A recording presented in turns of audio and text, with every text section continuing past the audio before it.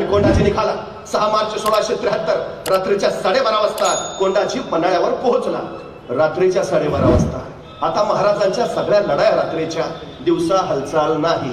कोंडाणा घेतला रात्री, तोरणा घेतला रात्री, पुरंदर घेतला रात्री, आणि त्यातल्या त्यात निम्म्याच्या वर लढाया अमावस्येच्या रात्री. म्हणजे दिवस शुभ आहे का, मुहूर्त काढलाय का, प्रस्थानाची वेळ काय, प्रकार नाही. हल्ली आमच्याकडे फॅड बाहेर. आमच्या घरातला करता माणूस कामाला बाहेर पडतो, 5-6 पावलं जातो, 7व्या मिनिटाला परत घरात. बायको विचारते काय झालं, मांजर आडवं गेलं. मला राऊंड राऊंड प्रश्न पडतो, त्या मांजराला काय वाटत असेल हे आडवं गेलं.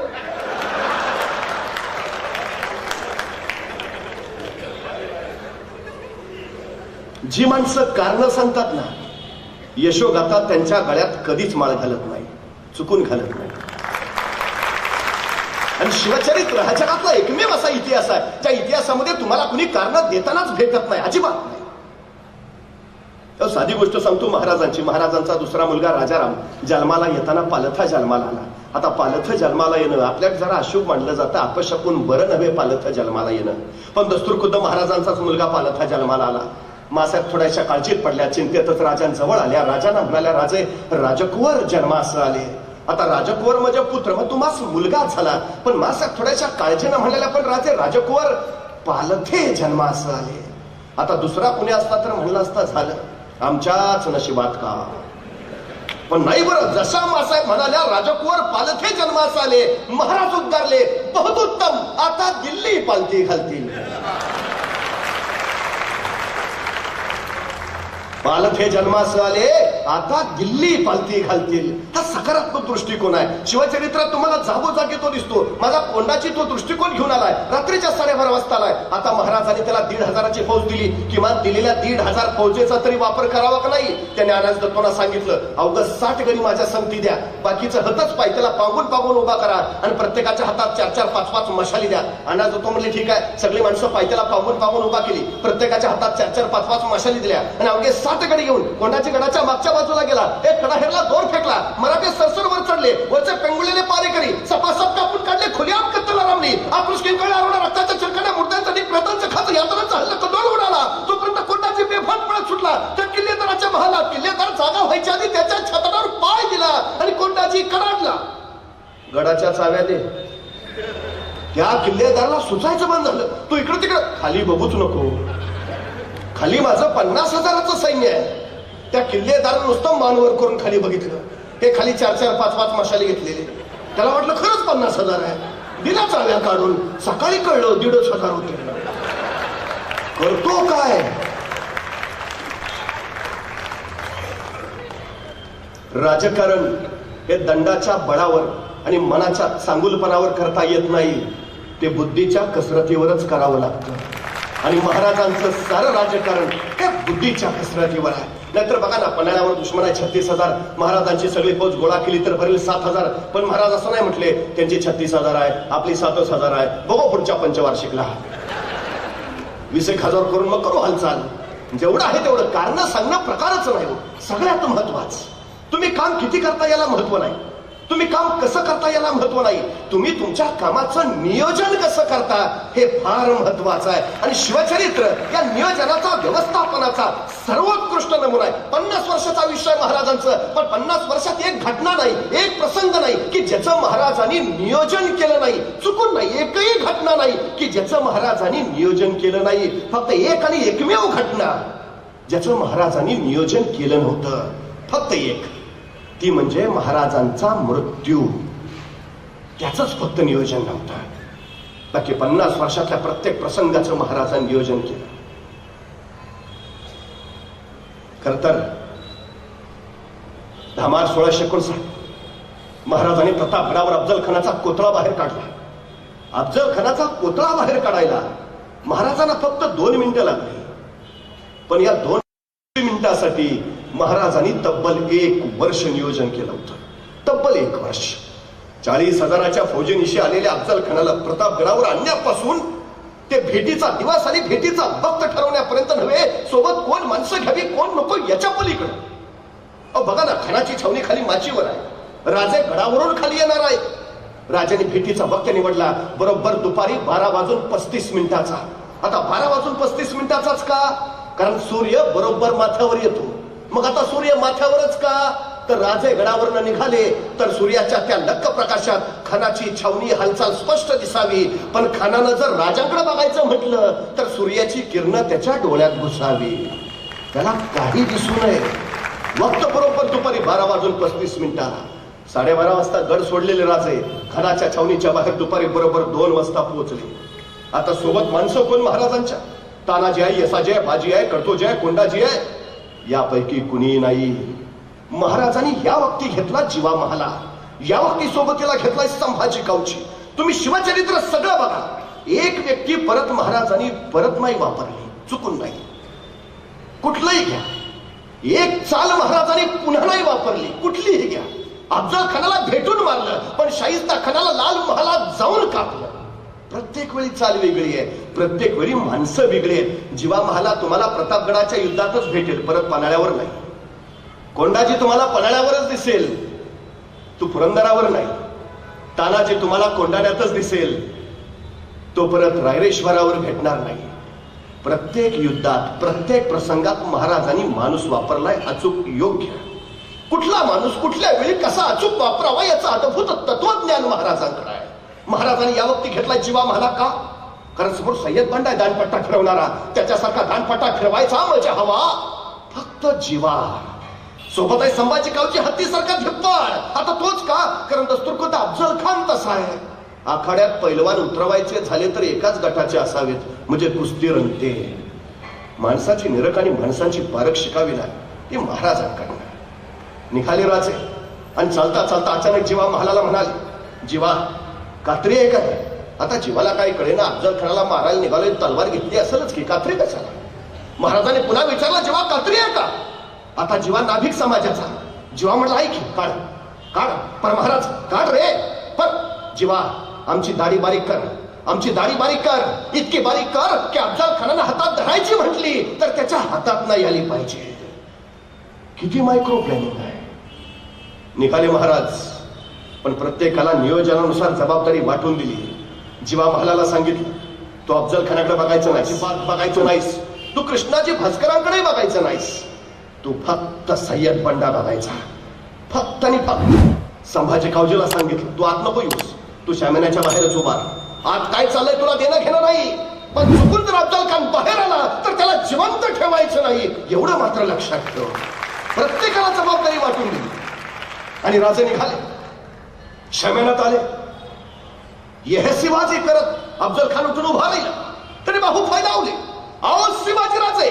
आणि राजे अफजल खानाच्या पिठीत गेले. खानाची पिठी आवडली आणि त्यामुळे खानाची कटार राजाच्या अंतर कपड्यात सट्टीशी निसटली. दगा चालवला, भागणं निघाली. खूप बसले भागणं खानाच्या पोटात. दगा करत खान कडातला. त्यातलं कृष्णाजी भास्कर धावला, राजाच्या मस्तकावर वार केला.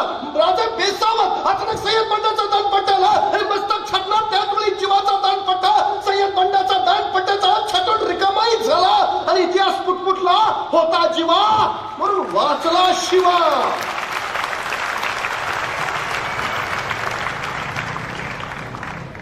प्रश्न फक्त एक आहे, जीवा महालाने फक्त 1 सेकंद उशीर केला असता तर, फक्त 1 सेकंद, फार नाही, फक्त 1 सेकंद, तर महाराजांचं मस्तक कधी छाटलं गेलं असतं सय्यद बंडाच्या दानपट्ट्यानं. आणि मग कळतं महाराजांचं नियोजन तिथं जीवा महालाच का, त्याला तेवढीच जबाबदारी का. महाराज तिथून धडक निघाले. ठरलं होतं सगळे सगळ्यांनी पहिल्या दिंडी दरवाजावर जाऊन भेटायचं. राजे पोहोचले. पाठपाठ एक अंगरक्षक गोळा झाला. राजाची नजर भिरभिरली. 1 2 3 4 5 6 7 8 9 9 9 जाताना तर 10 होते. एक कोण राहिला मागं, एक कोण राहिला मागं. अंगरक्षकाने एकमेकावर नजर फिरवली. कोणतरी अंगरक्षक पुटपुटला. राजा संभाजी कावजी दिसत नाहीची. संभाजी तो कुठे थांबला, कुठे थांबला तो? तोपर्यंत संभाजी कावजी पाठीमागून धापा टाकत येताना दिसला. राजाने विचारलं, संभाजी कुठे थांबला होता, कुठे रुतला होता? एवढं ऐकल्याबरोबर संभाजीने आपला हात वर केला. त्याच्या हातात अफजल खानाचं मस्तक होतं. ही कापाय मागं थांबलो होतो. राजे म्हणले, संभाजी पण हे आपल्या नियोजनात नव्हतं, हे नव्हतं आपल्या नियोजनात, हे नसतं धाडस का केलात का? तर संभाजी म्हणला, राजा तुम्ही खानाच्या पोटात भागणं खूप असली, पण म्हणलं मरतय का नाही म्हणून आणलं का. राजे म्हणले, संभाजी आम्ही खानाच्या पोटात जी भागनका खुपसली त्याला जहरी जालीम विष लावलेलंच होतं. खान ऐसा तैसा वाचणार नव्हताच. मग हे नसतं धाडस का केलं? नियोजनाबाहेर का केलं? संभाजी, यदा कदाचित तुम्ही खानाचं मस्तक छट असताना पाठीमागून तुमच्या मस्तकावर कोणी वार केला असता तर काय जबाब दिला असता मी तुमच्या आईला? तुमच्या आई तर म्हणाली असती, शिवाजींनी स्वतःचा जीव वाचवला पण माझा लेख मात्र खर्ची घातला. नाही संभाजी, एक वेळा अफजल खान नाही मेला तरी चालेल पण स्वराज्याचा एकही मावळा खर्ची पडता कामा नये. अरे पोटच्या पोरासारखं प्रेम केलं राजाने आपल्या सैनिकांवर. उगाच नाही म्हणून तर माणसं मरत राहिली स्वराज्यावर. आणि मावळ्यांच्या या शौर्यावरच तर उभा राहिलं रायगडावर 32 मनाचं स्वर्ण सिंहासन. पण हे फक्त शौर्यावर नव्हतं, हे चरित्र घडलं होतं चारित्र्यातून. शिवरायांचा सगळ्यात मोठा पैलू आहे. काही माणसं पराक्रमी असतात पण चारित्र्यशील असतातच असं नाही. काही माणसं चारित्र्यशील असतात पण ते पराक्रमी असतातच असं नाही. पण जो माणूस पराक्रमी आहे आणि पराकोटीचा चारित्र्य संपन्न आहे असा महापुरुष म्हणून शिवरायांनी शिवाय दुसरं नाव नाही. ही सगळ्यात महत्वाची गोष्ट. अहो, शिवाजी महाराजांनी अवघ्या 100 मावळ्यांसोबत लाल मालावर छापा मारला. बघता छिवरायांचा छापा आल्याचं बघितल्यावर शाहिस्ता खान ते पळत सुटला. अखेर लपला कुठं? बायकांच्या गराड्यात. कारण त्याला माहिती आहे शिवाजी राजा बाई माणसाला कधीच हात लावत नाही. आपल्यासाठी सुरक्षित जागा जर आता कुठली असेल तर आपल्या बायकांचा गराडा तो तिथंच लपून बसला. काय विश्वास आहे बघा महाराजांच्या चारित्र्यावर शत्रूला असता. आणि खरं होतं शाहिस्ता खान राण्याच्या घराण्यात आहे महाराजांनी बघितलं आणि महाराज जागच्या जागी थांबले पडद्याच्या मागं. श्वास मंद केला, हालचाल मंद केली इतकी की जाऊन शाहिस्ता खानाला वाटलं बहुतेक महाराज गेले. आणि शाहिस्ता खान अलगद राण्याच्या घराण्यातनं बाहेर पडला. राजाला चाहून आले चित्त्याच्या चप्पल राजे छेपवले. शाहिस्ता खान पळत सुटला, राजे धावले आणि खिडकीत उडी मारला. त्यातून संशय चालली राजाला वाटलं गर्दनच मारली. पण जीवावरचं बोटावर उभा. मला हे नाही सांगायचं तुम्हाला, या शाहिस्ता खानाला रोजच्या रोज डायरी लिहायची सवय आहे.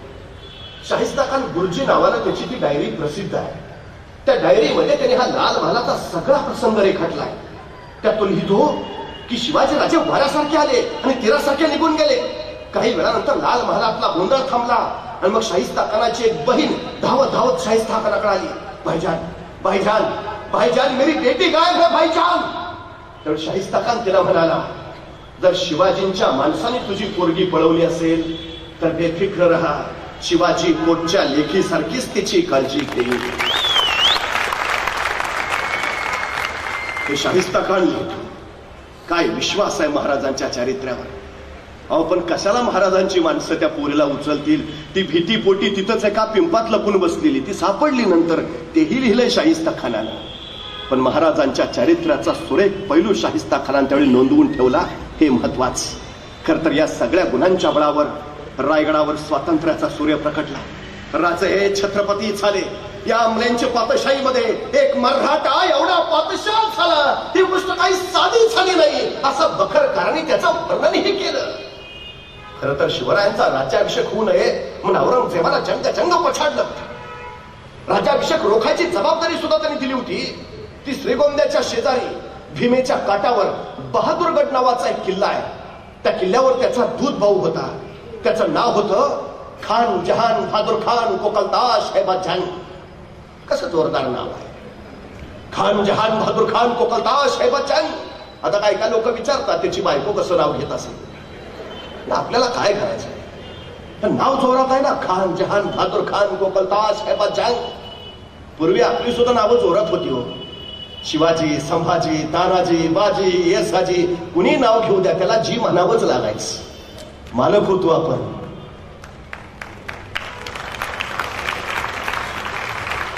वजनच होतो नावात. बदललं सगळं. पण याचं नाव जोरात आहे, खान जहान बहादूर खान कोकलताश हैबाजान. त्याला जबाबदारी दिली राज्याभिषेक रोखायची. पण अखेर राज्याभिषेक झाला. औरंगजेबाने त्याला खरमरीत पत्र लिहिलं. अरे तू तिथं करतो काय? या बहादूर खानानं औरंगजेबाला उत्तर पाठवलं, हुजूर बहुतेक खुदाचीच इच्छा होती शिवाजी छत्रपती व्हावे.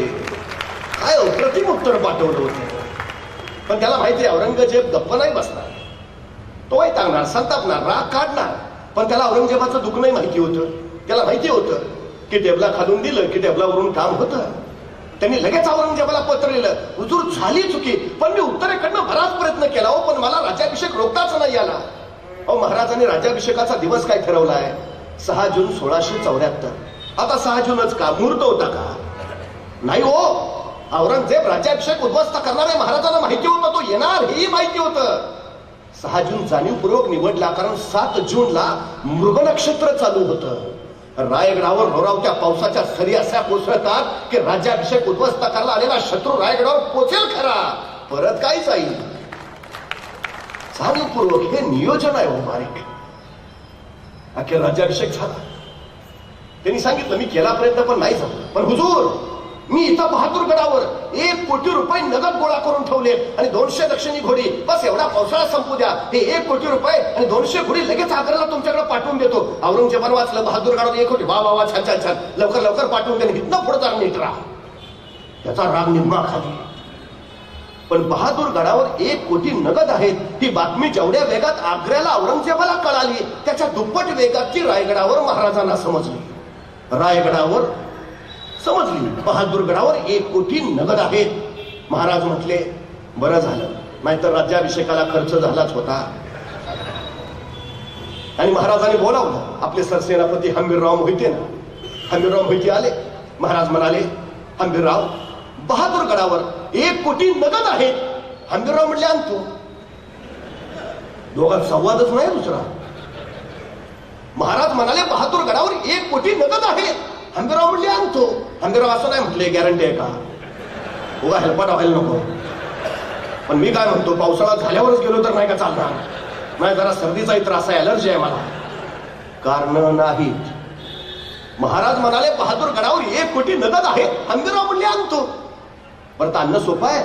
बहादूरगडावर 35,000ची खरी फौज आहे. 1 कोटी आणायचे तर त्या 35,000 फौजेचा मुकाबला करावा लागेल. म्हणजे किमान 40-45,000 फौज घेऊन जावं लागेल. रायगडावर तेवढी फौज होती? स्वराज्याची पद्धत अशी की दसऱ्याला सीमोल्लंघन करावं, स्वराज्य संवर्धनासाठी बाहेर पडावं, अक्षय तृतीयेला राज्याभिषेक उरकून स्वराज्याचं सगळं सैन्य आपल्या शेतीच्या कामाला गेलंय. रायगडावर सैन्य. मग आमच्याकडे दंगल झाली, आणीबाणी आली की राज्य राखीव दल येतं. राज्य राखीव दल ही संकल्पना सुद्धा शिवाजी महाराजांची. रायगडावर कायम 10,000ची रिझर्व्ह फोर्स असायची, कायम. हंबीररावांनी त्याच 10,000 फौजेतले 9,000 आपल्या सोबत घेतले. 1,000 रायगडाच्या रक्षणासाठी ठेवले. त्या घेतल्या 9,000 फौजेचे परत 2 भाग पाडले. एक भाग केला 7,000चा, दुसरा भाग केला 2,000चा. 2,000ची फौज हंबीररावांनी स्वतः जवळ घेतली आणि हंबीरराव रायगडावरून निघाले ते पुणे सोलापूर हायवेनी सांडस पाटस करत श्रीगोंद्याच्या अलीकडं म्हणजे बहादूरगडाच्या अलीकडं करकुमला येऊन थांबले. आणि 7,000 उरलेली फौज घेऊन त्यांचा सरदार निघाला. तो रायगडावरनं पुण्यात आला, पुण्यातनं रांजणगाव, रांजणगाववरनं शिरूर, शिरूरवरनं नगर आणि नगरवरनं तो श्रीगोंद्याच्या म्हणजे बहादूरगडाच्या दिशेनं निघाला. ही 7,000ची फौज जशी नगर सोडून बहादूरगडाच्या दिशेनं वळाली त्याने अवघा हल्ला कल्लोळ करायला सुरुवात केली. हर हर महादेव, जय भवानी, जय शिवाजी ढोल असे पडवायला सुरुवात केली. बघता बघता धुळा उठत राहिला, नगारा वाजत राहिला, हल्ला कल्लोळ माजत राहिला. तो हल्ला कल्लोळ बहादूरगडाच्या कानी गेला आणि खेर धावत धावत गेला. हुजूर, क्या हुआ? ते आले. कोण? मराठे हुजूर. मराठे दिवसा, ते तर रात्री येतात. दिवसा कसे आले? अहो हुजूर, खरंच आले. बघता बघता तो हल्ला पळून बहादूरखानाच्या कानावर पडला आणि त्याची खात्री पडली. आले आले, खरंच आले, दिवसाच आले. पण जर ती दिवसा आले भयानक आले असणार. ते रात्री 100-100, 200-200 येतात, छापे मारतात. पण 35,000 फौज आहे बहादूरगडावर हे माहिती असताना दिवसा आले, याचा अर्थ 40-45 तरी हमखास निश्चित असणार.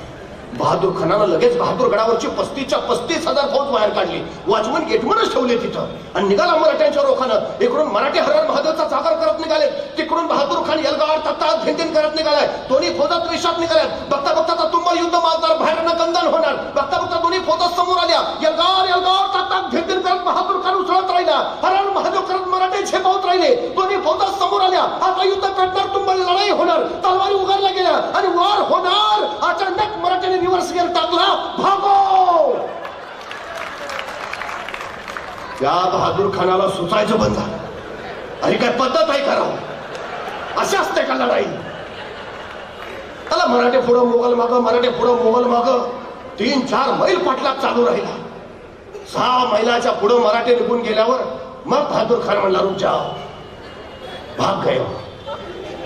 मला वाटलं 40-50 हजार असतील, हे तर फक्त 7,000 आहे. आपलं 35,000 सैन्य बघूनच बहुतेक पळून गेले. आता नाही यायचे परत, धाडसच नाही होणार त्यांचं. चलो वापस. बहादूरगडाची सगळी फौज वळाली, निघाली बहादूरगडाच्या दिशेनं. 2-3 मैलच गेली, तेवढ्यात मागचा हेर ओरडला, हुजूर मराठे परत आले. आता मात्र बहादूरखानाचं डोकं फिरलं. अरे काय लपाछपी चालली आहे खराव, हा काय प्रकार असतो का असा?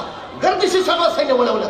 तिकडून मराठे जोशात येत आहेत. मोकळ सोडत नाही. सैतान मराठे काय उद्योग करतील, नियम नाही, फसवतील, खेळतील आणि अंगावर येतील एकदम. सगळ्या सैनिकांना सांगितलं, सावध राहा, सजग राहा, सैतान हे मराठे. परत सगळं मोगल सैन्य त्वेषा निघालं, तावा निघालं. इकडून मराठे सुद्धा त्या जोशात निघाले. हर महादेवची किलकारी फुलू लागली. बघता बघता जय भवानीचा जागर झाला. मोगलांची फौज नजदीक आली. आदेश दिला बहादूर खानानं, तलवारी उचलल्या गेल्या. आता वाराची बहुचार होणार. बघता बघता तलवारी उचलल्या गेल्या आणि युद्ध होणार. मराठ्यांनी परत रिव्हर्स गिअर टाकला, भागो. आता बहादूर खान संतापला. काय चाललंय, काय प्रकार आहे का? तर मराठे पुढं मोगल माग, मराठे पुढं मोगल माग. 3-4 मैल मोगलांनी पाठलाग केला. परत बहादूर खान म्हणला, रुक जाओ, आता नाही यायचे परत, चलो वापस. सगळं मोगलांचं सैन्य निघालं परत फिरून बहादूरगडाकडं. 5-6 मैलच गेलं, तेवढ्यात मागचा हेर परत ओरडला, हुजूर मराठे परत आले. आता मात्र डोकं फिरलं, आता सोडायचं नाही, पळतील तिथपर्यंत आणायचं. हे दिवसभर खेळवत बसतील आपल्याला, अजिबात नाही, काय नाही, बस वळवा सगळे. सगळं सैन्य बरं वैतागलेलं, रागवलेलं, 2 वेळा मराठ्यांनी फसवलंय, 3ऱ्या वेळा परत आता काय जाते तिथपर्यंत आणायचं बस. इकडून मराठे जोशात आले, तिकडून मोगल त्वेषात. आता वेळ दौडायचा नाही, बस लगेच हल्लाच करायचा, वळूच द्यायचं नाही मराठ्यांना. मोगल तितक्या भयान वेगात आले, मराठे त्या जोशात. आणि बघता बघता मोगलांच्या तलवारी उचलले गेल्या, वार होणार. मराठ्यांनी परत रिव्हर्स गिअर टाकला, भागो. पण बहादूर खान ठरवलं, आता सोडायचं नाही, आता जातील तिथपर्यंत आणायचं बस. मराठे पुढं मोगल माग, मराठे पुढं मोगल माग. 6 मैल झाले, 10 मैल झाले, 15 मैल झाले. मोगल मागच. नगर आलं, मोगल मागच. शिरूर लागलं, मोगल मागच. एका सरदारने विचारलं, हुजूर आगे, ते परत येतील, एवढाच उद्योग करायचा काय? चल. आलं मराठे पुढं मोगल माग, मराठे पुढं. रांजणगाव लागलं, मोगल मागच. मराठे पुण्यात पोहोचले, मोगल मागच. पण मराठे जसे पुण्यात पोहोचले, काही मराठे सासवडच्या घाटात, काही मराठे कात्रच्या घाटात आणि काही मराठे सिंहगडच्या घाटात. बहादूर खान पुण्यात आला खरा, पण मराठे कुठं दिसायचं ना.